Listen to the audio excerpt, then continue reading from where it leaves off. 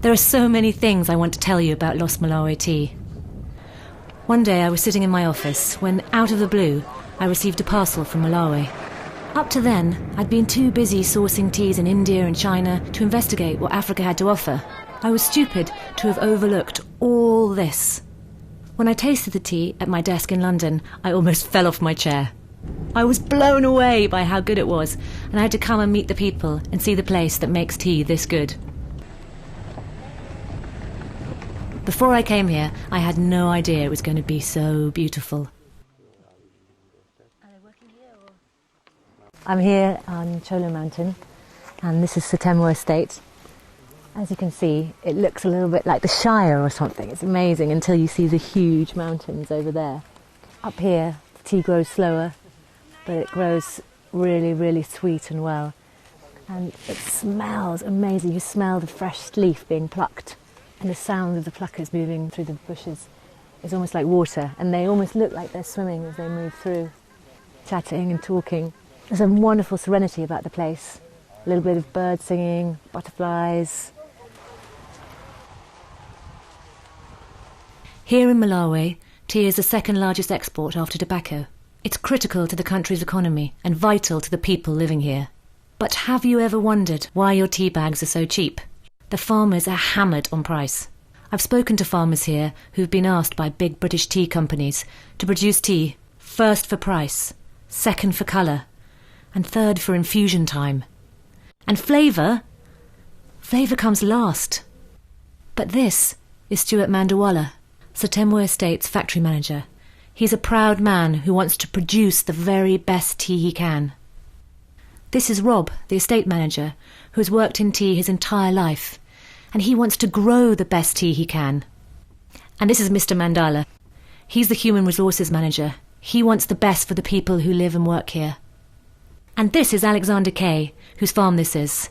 He sent me the first packet of tea and invited me here. He's passionate, not just about tea, but he also wants the community at Sotemwa to thrive. There might just be a few hundred people working on the farm, but their efforts help support a community of 10,000 people, with ambulances, medical clinics and schools. Asked to produce cheaper and cheaper tea, at lower and lower quality, for less and less profit, they wondered how they'd survive. But they decided to grow and craft a truly unique tea that can compete with the best of the world. They've created an astoundingly good single estate tea. It's carefully crafted in small batches by this man. Funnily enough, his name is Custom, so your tea is custom made. These are the tea gardens where it's grown. These are the people who pick the leaves once a year when they're at their best. Lost Malawi isn't an industrial blend you find in a tea bag. It's the leaves of these particular bushes, lovingly nurtured over generations. This is the type of tea Alexander's grandfather would have grown. Lost Malawi is the type of tea our grandparents would have enjoyed. This tea has an incredible depth and complexity of flavour. Delicious with milk. You won't be disappointed.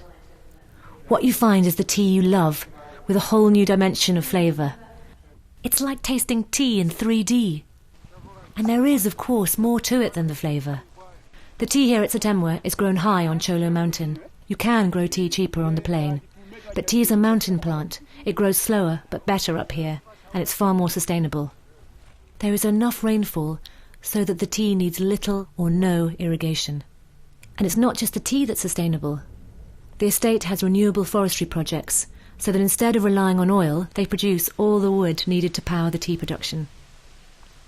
They are also preserving areas of rainforest, protecting the habitat of many vulnerable species of birds, monkeys and insects. This is more than just a tea estate. This is where people live and work. And oh, they've got the solar panels, and they're getting solar panels for their houses. So it's going to be green and powered up. This is not just for the people who work here, but all the local people. By buying Lost Malawi, you're getting an infinitely more delicious tea. It costs more to produce, but it's much more valuable. They don't want to stay poor just so that we can have cheap tea. They want to produce something excellent that has real value and will help their communities thrive. That's what they're doing, and that's what you are buying.